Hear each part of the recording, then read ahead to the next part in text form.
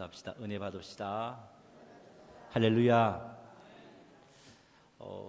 오늘이 많이 날씨가 더운 것 같습니다. 덥지만 우리 하나님 앞에 집중해서 내게 주시는 주의 말씀을 또 들음으로 인해서 여러분의 심령의 위로와 소망과 기쁨과 평강이 충만하게 되기를 주의 이름으로 축복합니다.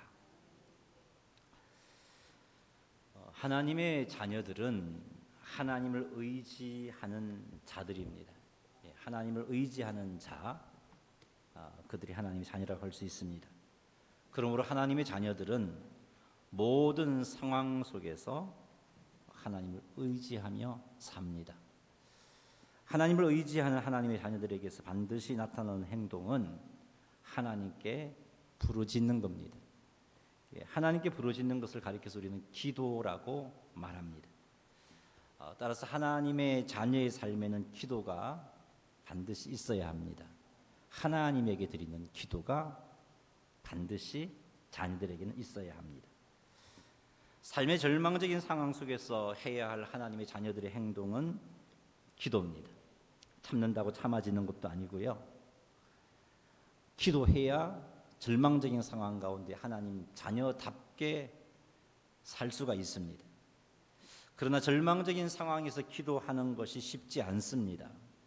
어렵습니다. 뿐만 아니라 기도했음에도 불구하고 응답은커녕 오히려 환경이 더 어려워진다면 기도를 지속하기란 너무너무 어렵습니다. 그럼에도 불구하고 절망적인 그런 상황 가운데서 우리가 해야 할 일은 기도입니다.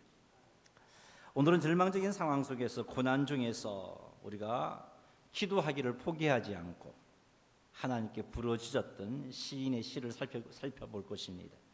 이 시편 43편을 통해서 고난 중에서 절망적인 상황에서 포기하지 않고 기도하는 성도의 삶을 배울 수 있게 되기를 주님의 이름으로 축원합니다. 이 시의 지은이가 다윗이라고 보기도 하고 고라 자손이라고도 보기도 합니다. 어쨌든 정확하게는 알 수는 없습니다. 근데 이 시인의 상황은 우리 이 시편을 통해서 어떤 상황인지 짐작할 수가 있습니다. 시편 43편 우리 1절 2절 한번 읽어보겠습니다. 하나님이여 나를 판단하시되 경건하지 아니한 나라에 대하여 내 송사를 변호하시며 간사하고 불의한 자에게서 나를 건지소서. 주는 나의 힘이 되신 하나님이시거늘 어찌하여 나를 부리셨나이까. 내가 어찌하여 원수의 억압으로 말미암아 슬프게 다니나이까. 아멘. 우리가 방금 읽은 이 1절과 2절 말씀에 의하면 이 시인은 원수들의 억압으로 비통한 상황에 처해 있습니다. 시편 43편에서는 이 비통한 상황이 어떤 상황인지 구체적으로 언급하지 않고 있습니다. 그래서 그것이 무엇이다 라고 정확하게 말은 할 수 없습니다. 그러나 이런 류의 예를 한번 쳐다본다면 하나님을 잘 섬겼던 히스기야 왕, 그때 엄청난 위기가 국가에 찾아옵니다. 그것이 무엇이냐면 아수르 제국이 남유다를 치러 온 것입니다. 그때 남쪽 유다의 모든 성읍들이 아수르에 의해 정복을 당하고 예루살렘만 남아있는 상황입니다. 참으로 힘들고 어려운 상황이었습니다. 히스기야가 범죄했느냐? 아닙니다. 하나님을 잘 섬기고 있었습니다. 그런데 이런 상황을 당했죠. 이런 류의 사건을 의미합니다. 주변에 경건하지 않는 자들로부터 조롱을 당하고 열심히 신앙생활하고 있는 나에게 핍박이 찾아올 때 이런 상황이 지금 이 시인이 겪고 있는 그런 상황입니다. 그런데 이 2절을 보면은 이렇게 힘들고 어려운 상황, 여기에다 더 엄청난 어려움을 겪고 있다는 것을 알 수 있는데 이 시인은 지금 하나님께 버림받았다라는 생각까지 들 정도로 힘든 상황이었구나, 우리 2절을 통해서 알 수 있습니다. 이방인들로 인해 핍박을 겪고 있는데도 전혀 하나님은 도와주지 않습니다. 하나님께 그의 아픔을 말씀드리고 있음에도 불구하고 하나님이 도와주지 않습니다. 경건하지 않은 자들은 형통합니다. 하나님을 잘 섬기고 있는 자들은 어려움을 겪고 있습니다. 이 시인은 지금 그런 경험을 하고 있는 겁니다. 마치 하나님에게서 버림받은 것 같은 그런 상황입니다. 기도해도 무슨 소용이 있어? 아무 소용이 없을 것 같은 그런 상황입니다. 대부분의 성도들은요, 믿음이 깊이 있는 뿌리를 내리지 못한 성도들은요, 이런 상황에 처하게 되면 하나님을 믿어도 소용이 없다라는 생각이 강하게 들어옵니다. 그래서 믿음이 흔들립니다. 기도한들 무슨 소용이 있어? 라며 기도를 포기할 수도 있습니다. 그런데 시편 43편의 이 시인은 상황이 너무 힘들었지만, 심지어 하나님께 버림을 받았다는 생각이 들 정도로 힘들었지만, 그럼에도 불구하고 하나님께 나아가 부르짖기를 포기하지 않고 있습니다. 무엇이 이 시인으로 하여금 힘들고 그렇게 어려운 상황 속에서도 하나님께 나아가 부르짖음, 기도를 포기하지 않게 했을까? 그것은 하나님에 대한 확실한 믿음 때문이었습니다. 이 시인에게 그런 믿음이 있었습니다. 이 시인의 믿음을 어떻게 알 수 있냐? 우리 1절 말씀을 보면은 거기 보면 하나님이여 나를 판단하시되라는 표현이 있습니다. 그냥 우리말은 하나님 이렇게 번역을 해서 별로 이제 그 하나님이겠거니 이렇게 생각합니다만은, 이 하나님으로 번역한 히브리어를 보면은 하나님의 이름이 참 다양합니다. 여호와 하나님, 엘샤다이 하나님, 엘로힘 하나님, 뭐 그런 하나님의 이름이 다양하게 있습니다. 여호와 라파 하나님, 뭐 이처럼. 근데 여기에 어떤 이름을 쓰고 있냐면은 이 시인은 엘로힘이라는 하나님의 이름을 쓰고 있습니다. 하나님이여, 저기 해당되는 히브리어가 엘로힘입니다. 엘로힘은 전능하신 하나님을 나타내는 하나님의 이름입니다. 전능하신 하나님. 어떤 상황 가운데서도 나를 능히 구원하실 수 있는 전능하신 하나님. 자신이 처한 비참한 상황 가운데서도 구원하실 유일한 분이 전능하신 능력을 가지신 하나님임을 이 시인은 믿었습니다. 그런 믿음이 있었습니다. 그래서 엘로힘이라고 부릅니다. 이 시인은 비참한 상황 가운데서 자신을 능히 구원하실 이가 오직 하나님이다, 이런 믿음이 있었기 때문에 하나님의 이름을 부르고 하나님께 나아간 것입니다. 이런 믿음이 있었기 때문에 절망적인 상황 속에서도 하나님께 부르짖을 수가 있었습니다. 만일 이 시인에게 엘로힘 하나님 이런 믿음이 없었다면 기도하다가 포기했을 것이, 이젠 끝났다, 하나님이라도 별 수 없다, 포기해버렸을 것입니다. 아예 기도도 하지 않았을런지도 모릅니다. 너무 상황이 절망적인 상황이니까 말이죠.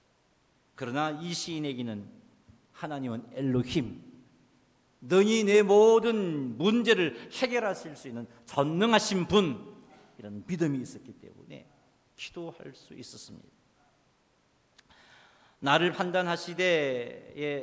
판단하시되라는 표현이 또 우리 1절에 나와 있는데, 이게 히브리어가 쇼프테니라는 단어를 쓰고 있습니다. 몰라도 되지만 그 의미가 뭐냐 하면은 정당함을 입증하다, 심판하다라는 의미입니다. 따라서 지금 나를 판단하시되라는 의미는, 하나님, 내가 너무 억울함을 겪고 있습니다. 나의 억울함을 밝혀주십시오. 하나님, 나의 의로움을 밝혀주십시오. 하나님, 원수들의 그릇됨을 심판해 주십시오. 지금 하나님이 그것을 아뢰고 있는 겁니다. 너무 절망적인 상황입니다. 마치 하나님이 안 계신 것 같습니다. 하나님은 나를 능히 구원하실 수 없는 것 같은, 아니 나는 하나님의 버림을 받은 것 같은 상황임에도 불구하고 이 시인은 하나님께 요청합니다. 하나님, 나의 억울함을 밝혀주십시오. 나의 의로움을 밝혀주십시오. 원수들의 그릇됨을 심판해 주십시오 라는 뜻으로 나를 판단하시되라고 이야기하고 있습니다. 이 시인이 절망적인 상황에서 이렇게 하나님께 간구할 수 있었던 것은 하나님만이 자신의 진실함을 아시는 유일한 재판장 된다는 믿음이 있었기 때문입니다. 하나님은 내 모든 것을 아신다. 내가 억울한 상황 속에 처해 있다는 것도 아시고, 하나님은 나의 의로움도 아시고, 사람들은 다 몰라주지만 하나님은 아시고, 그리고 그 아시는 하나님께서는 부당함을 해소해 주시고 정당함을 입증해 주시는 재판자 하나님이시다라는 믿음이 있었기 때문입니다. 이런 믿음이 있었기 때문에 이 시인에게 자기를 잘 아시는 하나님, 자신의 진실하심을 아시는 유일한 재판장이신 하나님에 대한 믿음이 있었기 때문에 이 시인이 어디로 가서 무엇을 할 수 있겠어요? 그 하나님께 나아갈 수밖에 없는 거죠. 그래서 그에게는 하나님이 오직 소망이었습니다. 하나님만이 나의 억울함을 풀 수 있는 소망이었던 거죠. 그래서 그는 하나님께 부르짖을 수밖에 없었던 것입니다. 하나님에 대한 믿음이 이렇게 기도하게 만들었던 거죠. 여기서 우리는 하나님에 대한 확실한 믿음은 절망적인 상황에서도 하나님을 의지하게 만들어준다는 것을 알 수 있습니다. 하나님에 대한 확실한 믿음은 환경과 상관없이 하나님을 의지하게 해줍니다. 환경과 상관없이 하나님께 부르짖게 해줍니다. 자, 그렇다면 하나님에 대한 확실한 믿음을 소유하려면 어떻게 해야 할까를 한번 생각해 봐야겠죠. 로마서 10장 17절 말씀 읽어보겠습니다. 그러므로 믿음은 들음에서 나며 들음은 그리스도의 말씀으로 말미암았느니라. 아멘. 여기 보니까 어떻게 믿음이 생기느냐, 하나님의 말씀을 들어야 믿음이 생깁니다. 그러므로 어떤 환경 속에서도 믿음에 굳게 서서 하나님을 의지하는 자가 되려면 우리는 끊임없이 하나님에게서 하나님의 말씀을 들어야 합니다. 우리는 오늘 이 시간도 이 예배 시간을 통해서 하나님의 말씀을 들을 수가 있습니다. 또 개인적으로 매일매일 성경을 묵상하는 가운데서 하나님의 말씀을 들을 수 있습니다. 이 말씀을 들어야 됩니다. 이 말씀을 들으면 믿음이 생깁니다. 이 말씀을 들으면 믿음의 뿌리가 깊어집니다. 이 말씀을 들으면, 하나님의 말씀을 들으면 힘들고 어려운 환경 가운데서 믿음이 흔들리지 않습니다. 주만 바라보고 주만 의지하게 되어 있습니다.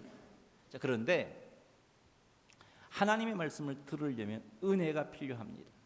하나님의 은혜가 필요합니다. 그래서 이 시인은 하나님께 간구합니다.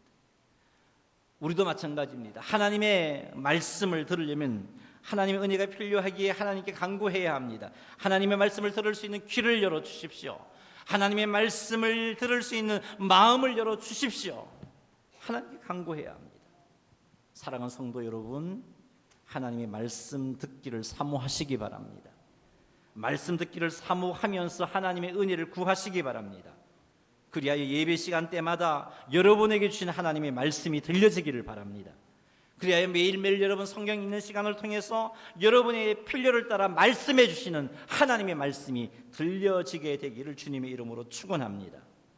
이렇게 하나님의 말씀을 듣게 되면요, 믿음이 깊이 있게 뿌리 내리고, 뿌리 깊은 믿음 때문에 우리는 환경을 초월해서 하나님께 부르짖는 자가 되어집니다.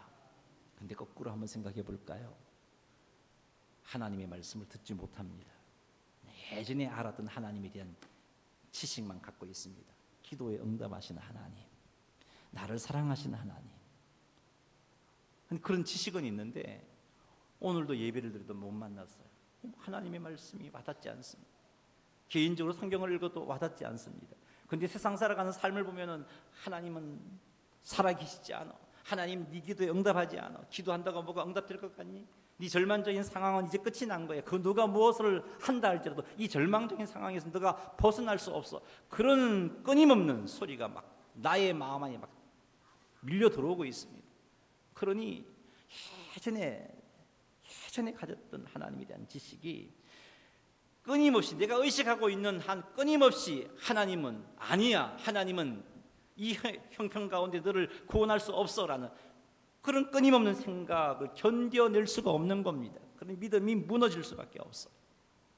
그러나 매일매일 하나님 앞에 나아가 말씀 듣기를 사모하고 하나님 살아계심을 말씀을 통해서 깨닫게 되고 그 말씀을 통해서 하나님의 약속이 새로워지고 그 말씀을 통해서 하나님을 믿는 은혜의 역사를 경험하게 되면은요, 믿음이 깊이 뿌리 내릴 수밖에 없습니다. 이런 믿음이 있는 자는요, 어떤 상황 가운데서도 절망하지 않습니다. 하나님 떠나지 않습니다. 부르짖어 기도할 수가 있는 겁니다. 사랑하는 성도 여러분, 그러니 말씀을 듣는 은혜를 사모하시고 말씀을 들으셔서 여러분이 믿음 위에 든든히 섬으로 인하여서 그 믿음의 근거에서 어떤 상황 가운데서도 하나님을 의지하는 여러분 되시기를 주의 이름으로 축복합니다. 자, 이렇게 믿음을 가졌던 이 시인은 절망적인 상황 속에서 하나님께 부르짖었는데 도대체 무엇을 부르짖었을까? 무슨 기도를 했을까? 한번 살펴보겠습니다. 읽어보겠습니다. 하나님이여, 나를 판단하시되 경건하지 아니한 나라에 대하여 내 송사를 변호하시며 간사하고 불의한 자에게서 나를 건지소서. 아멘. 시인은 하나님께 간구하기를 경건치 않은 나라에 대해서 내 송사를 변호해 주십시오. 간사하고 불의한 자에게서 나를 건져 주십시오라고 간구했습니다. 이게 무슨 말이냐면 나의 억울함을 풀어주시고 이들의 억압으로부터 나를 구원해 주십시오라고 간구한 거죠. 하나님에 대한 믿음이 있었기 때문에 고난 중에도 절망적인 상황 가운데서도 마치 하나님에게 버림받았구나 하는 생각이 들 정도로 힘든 상황이었지만 이 시인은 자신이 겪고 있는 문제를 가지고 하나님께 나아간 겁니다. 그리고 구하기를 이 문제로부터 구원해 주십시오. 이 환경으로부터 구원해 주십시오라고 간구했습니다. 이 시인에게는 엘로힘 하나님께서 능히 자신의 문제를 구원하실 수 있다는 분명한 믿음이 있었습니다. 그래서 하나님께 자신의 문제를 가지고 나아갔습니다. 이것이 절망적인 상황에서 해야 할 기도입니다. 자신의 문제를 가지고 나아가야 되는 거죠. 이건 이제는 끝이 났어. 하나님이라도 별 수가 없어. 방법이 없는데 뭐. 내 계산과 내 경험으로 이거는 이제 해결책이 없어요. 그런 생각 가운데 기도하기를 포기한다면 우리는 하나님의 자녀로서 제대로 삶을 살지 못하는 겁니다. 아무리 절망적인 상황이라 할지라도 나의 아픔과 나의 문제를 가지고 나아가야 되는 거죠. 낙심하지 말고 포기하지 말고 하나님께 그 문제를 가지고 나아가서 하나님 도와주세요. 하나님 구원해 주십시오 라고 구해야 됩니다. 우리 하나님은 어떤 하나님입니까? 엘로힘 하나님은 어떤 분입니까? 천지 만물을 말씀으로 창조하신 전능하신 하나님이십니다. 그 엘로힘 되신 하나님께서 내 문제를 능히 해결해 주신다는 믿음을 가지고 부르짖어 기도해야 되는 거죠. 다 끝이 났다 생각해도 방법이 없다 생각해도 우리가 해야 할 것은 절망이 아니고 불평이 아니고 원망이 아니고 하나님께 나아가 부르짖는 것입니다. 사랑하는 성도 여러분, 고난 중에 절망적인 상황을 만났을 때 여러분의 문제를 가지고 하나님께 나아가 하나님의 구원을 사모하면서 기도하시는 여러분 되시기를 주의 이름으로 축복합니다. 그러나 우리 이런 기도를 하잖아요. 문제가 생기면. 근데 여기서 한 가지 더 필요한 게 있습니다. 만약 이 시인이 이 문제만을 가지고 하나님께 나아갔다면 아마 끝까지 하나님을 의지하며 부르짖기가 힘들었을 것입니다. 왜냐하면 끊임없이 힘든 문제들이 믿음을 흔들 것이기 때문입니다. 즉시 응답되지 않은 것으로 인해서 낙심하여 믿음이 흔들릴 것이기 때문에 그렇습니다. 그래서 이런 기도만 하나님 내 문제를 해결해 주세요 라고 이 문제만 갖고 간구했다면 그 응답의 시간이 길어지면 길어질수록 이 사람은 낙심할 수밖에 없는 겁니다. 그래서 예수님께서 제자들에게 우리들에게 항상 기도하되 낭망치 말고 기도할 것을 가르쳐 주셨잖아요. 불의한 재판관을 찾아가는 과부 이 비유를 통해서 낭망치 말고 기도하라고 하셨습니다. 그런데 낭망치 않고 기도하기 위해서 필요한 것이 있어요. 문제를 가지고 하나님께 나아가 기도하는 것으로 끝내지 아니하고 또 다른 간구가 필요합니다. 이 시인은 어떻게 무엇을 기도했는가, 무엇을 간구했는가, 자신의 문제를 가지고 하나님께 나아가 이 문제로부터 나를 건져주세요라고 기도하는 것으로 끝나지 않고 또 다른 기도를 했습니다. 3절 말씀 읽어보겠습니다. 주의 빛과 주의 진리를 보내시어 나를 인도하시고 주의 거룩한 상과 주께서 계시는 곳에 이르게 하소서. 아멘. 주의 빛과 주의 진리를 보내셔서 주의 거룩한 상과 주께서 계신 곳에 이르게 해달라고 간구하고 있습니다. 여기 주의 거룩한 산, 주께서 계신 곳에 이르게 해달라는 것은 하나님 만나게 해주십시오. 하나님과 친밀한 교제를 누릴 수 있게 해주십시오. 하나님 세상 살아가는 게 만만치 않고요. 그래서 내가 하나님으로부터 끊임없이 힘을 공급받아야 되는데 그 힘을 공급받는 방법은 하나님 만나는 길밖에 없어요. 그래서 내가 하나님 만날 수 있도록 나를 사랑하시는 엘로힘 하나님, 전능하신 하나님을 만날 수 있도록 내 속속들이 아시는, 나를 판단해 주시는, 나의 의로움을 인정해 주시는 하나님을 만날 수 있도록 해 주십시오라고 간구하고 있습니다. 여기 주의 빛, 주의 진리는 하나님을 만날 수 있게 하나님께서 베푸시는 은혜를 의미합니다. 주님 만날 수 있는 은혜를 내게 베풀어 주셔서 하나님 만나게 해주세요라고 기도했습니다. 그것을 우리에게 적용해 본다면 하나님의 은혜의 말씀을 들을 수 있는 환경을 허락해 주세요. 이것도 하나님께 베푸신 은혜 아니겠어요? 그게 주의 빛을 보내주시고 주의 진리를 보내주시고에 해당되는 기도입니다. 하나님의 말씀에 귀를 열고 마음을 열게 해주세요도 그런 기도이고, 성령 하나님의 도우심으로 말씀을 깨닫게 해주세요도 그런 기도이고, 깨달은 말씀을 기억나게 해주세요도 주의 빛과 주의 진리를 내게 보내어 주십시오라는 기도입니다. 이 시인은 이런 은혜를 사모하면서 하나님 나에게 이런 은혜를 베푸셔서 하나님을 만나게 해달라고 간구했습니다. 이런 기도가 있었기 때문에 이 시인은 끝까지 하나님께 절망적인 상황 가운데서도 포기하지 않고 기도할 수가 있었던 것입니다. 왜 시인이 이런 기도를 했을까요? 하나님을 만나게 되면 위로가 임하기 때문입니다. 하나님을 만나게 되면 소망이 생기기 때문입니다. 하나님을 만나게 되면 기쁨이 생기기 때문에 그렇습니다. 그래서 그 하나님 만남으로 인해서 소망과 위로와 기쁨이 생기면 인내할 수 있기 때문에, 믿음이 흔들리지 않고 포기하지 않고 인내하며 하나님을 의지할 수 있기 때문에 그렇습니다. 그래서 이 시인은 이렇게 기도한 겁니다. 이런 기도를 했기 때문에 그는 포기하지 않고 지속하여 하나님을 의지하며 부르짖는 성도의 삶을 살았던 것입니다. 사랑하는 성도 여러분, 고난 중에서 하나님께서 기뻐하시는 성도의 삶을 살고 싶다면 하나님 만나기를 사모하셔야 돼요. 오늘 이 시간 여러분 하나님 만나야 되는 것입니다. 하나님과 친밀한 교제를 사모하셔야 되는 거죠. 하나님과의 교제를 사모함으로 하나님을 만나야 됩니다. 하나님의 임재를 경험해야 되고 나를 위로해 주시는 위로를 받아야 되는 것이죠. 하나님을 만나 위로를 받아야 되고 하나님을 만나 하나님께서 나오는 소망과 기쁨과 평강을 공급받아야 되는 것입니다. 이런 은혜가 임해야 우리가 절망적인 환경을 만나도 주님 의지하며 부르짖을 수가 있습니다. 어떻게 이런 일이 우리에게 일어날 수 있을까? 은혜를 사모하면 하나님은 이런 은혜를 공급해 주시는 분입니다. 이런 은혜를 사모하면 하나님 우리에게 말씀을 깨닫게 해주십니다. 하나님 우리와 교제를 원하시는 분이에요. 하나님은 우리와 깊은 교제를 기뻐하시는 분이에요. 사모하는 자에게 만족함을 주신 하나님께서 왜 가만히 계시겠습니까? 만나기를 사모하는 자에게 만나 주십니다. 말씀 듣기를 사모하는 자에게 말씀을 깨닫게 해주시죠. 예배 시간에 말씀을 깨닫게 해주시고 예배 시간에 주시는 말씀을 통해서 위로함도 부어주시고 말씀으로 인해서 소망도 품게 해주시고 말씀을 통해서 우리에게 기쁨과 평강을 심령에 차고 넘치도록 해주시는 것입니다. 시인은 이런 은혜를 누리고 싶어서 하나님께 3절과 같이 간구한 겁니다. 하나님, 주의 빛과 주의 진리를 보내어 나를 인도하시고 주의 거룩한 상과 주께서 계시는 곳에 이르게 하소서. 왜 이런 기도를 했을까? 4절 말씀 읽어보겠습니다. 그런즉 내가 하나님의 지단에 나아가 나의 큰 기쁨에 하나님께 이르리이다. 하나님이여, 나의 하나님이여, 내가 수금으로 주를 찬양하리이다. 아멘. 하나님께서 보내신 하나님의 빛과 하나님의 진리가 임하게 되면 그 빛과 진리의 인도함을 받아서 어디에 나아갑니까? 주님 계시는 곳에 나아가서 누구를 만납니까? 자기의 큰 기쁨.